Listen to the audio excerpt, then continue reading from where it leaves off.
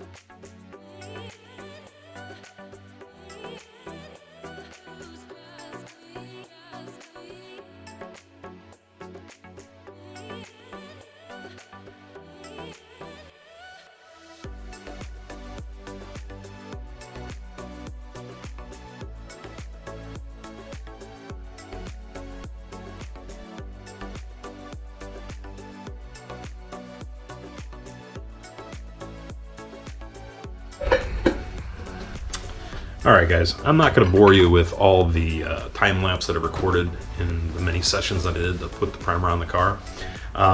Just gave you enough there to you can see, you can get a gist of what I was doing. Let's show you the finished product. So there's my hood laying there. I got the body of the car sitting here. The body was the last piece that I shot. Trunk, the fenders, doors are all over there. Even did the floor pans of the car, but give you a little taste of the finish. Got a nice little dent right there, but it came out pretty smooth. It actually looks like I painted the car in white, like a paint. Of course, it still shows every little imperfection that's in the car. That's what the finishes will do to it. And I've got a few runs, a couple imperfections. We'll cover some of that here in a second. But here's a really good tip for you guys that are not, painters. Always, before you start spraying your panels, especially if you put the gun down for more than a minute or so, always spray at your plastic sheeting, a test panel, something before you start spraying on your panels. What had happened here is I ran out of fluid. I went to go add more to the cup. I always strain everything that goes into the cup because that's another issue that could cause this, is you didn't strain your fluid when you put it in. This is because the fluid that was in the orifice was starting to dry and starting to cure. I had taken too long mixing up new primer, and I just went straight to the town and sprayed right on the panel, and this is the result. So always spray against a piece of plastic or a test panel before you start on your panels to make sure you're not spraying schmutz, right? So aside from that, it's all done. It's sitting in here. I'm really close to ready to assemble it. I'm actually in the process of taking the booth down so that I can, reclaim my garage. If you guys remember, I was having some problems when I was primering the trunk in that video. I was trying to use this gun first, and then I swapped to my cheapo Harbor Freight gun because I was just having problems. The gun wasn't consistently throwing out fluid.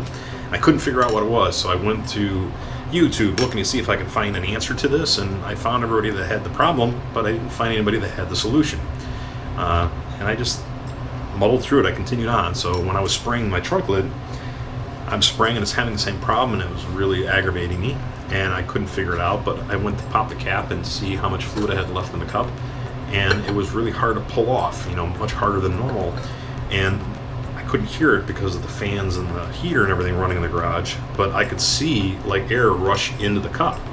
I'm like, what's going on here? What's the cause of all this? Well, what it is these non-PPS style cups.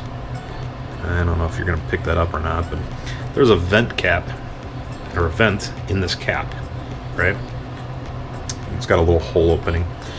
I had a little bit of garbage in there from, I think, back when I was trying to spray bed liner through this thing, and I didn't see it. Right, this cap is over a ½ inch thick, especially with that little nub where the vent is. I didn't see it. There was just something wedged in there, and it was causing a restriction. Think of it like sucking fluid through a straw, and you put your finger on the end of the straw. Try getting all that fluid out. It's just not going to happen. Well, that's exactly how this works. This is a relief vent, so you don't create a siphon effect. Those of you who are looking for the answer to that, you're welcome. Okay, let's just recap with how the booth performed and wrap this video up. So the dimensions of the booth, I could have done a little differently, a little better. So 10 feet wide was sufficient. I didn't place the car exactly in the exact center when I went to spray the body of the car, and because I took the subframe off, it's now fixed. I can't move it until I put the subframe back on. I didn't have enough room on this side, so if I had gone a little wider, I would have been a lot more comfortable, especially for a big boy like me that's got some padding. Give yourself some room. You know, go give yourself at least 2 to 3 feet on each side of the car that you're spraying. Give you adequate gun to panel clearance, and then allow your arm to be comfortable to spray evenly, because those runs were because my fat ass was in the way, right? As I'm spraying, I'm like, oh, I can't move. I gotta shift, and I gotta run. Not a big deal with primer. If this was body color or clear or single stage or any of that, I'd probably be pissed because I'd have to go nib it out, wet sand it, or reshoot and clean and all that good stuff. So the biggest problem that I had was the main door and its height, right? The height of the booth. I built it so that I could have plenty of clearance and be comfortable up here, and if I had shortened it just a few inches, my life would have been so much easier, because that main door is taller than my garage door opening.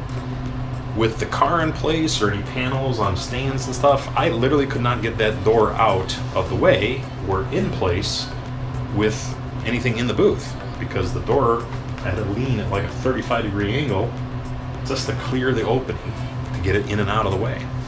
If I had just gone a couple inches shorter, I could have just walked it out straight up and down, and it would have been perfectly fine.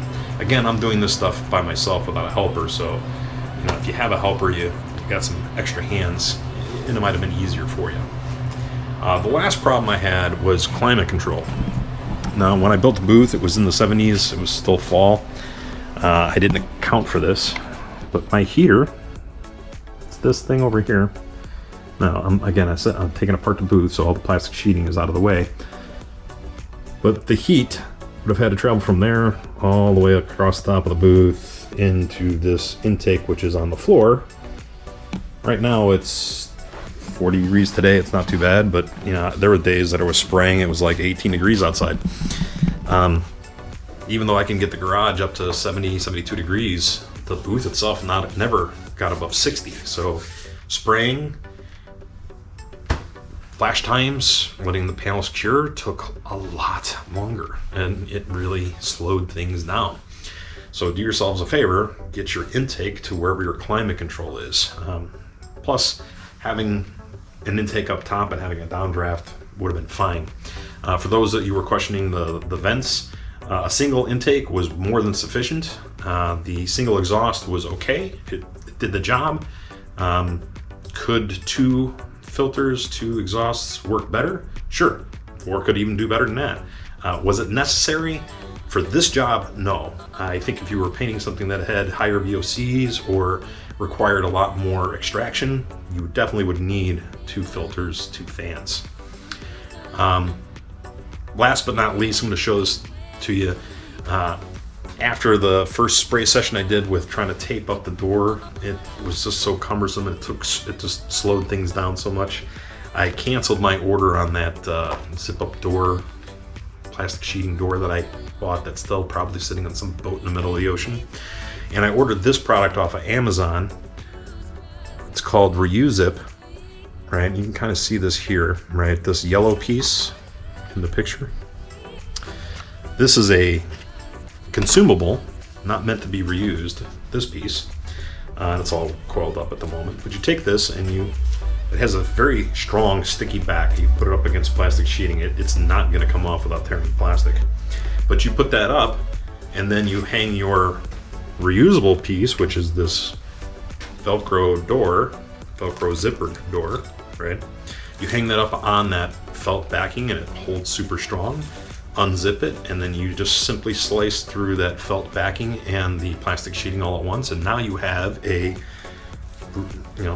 zip-up door, and it's sealed exceptionally well. I'm gonna give this product a 10 out of 10. Guys, if you're looking for something like that, go buy it. This piece, like I said, is reusable. You can use it as many times as you want. When you buy the product firsthand, they give you 2 consumables. They're 8 feet in length, so it's enough for 2 full doors.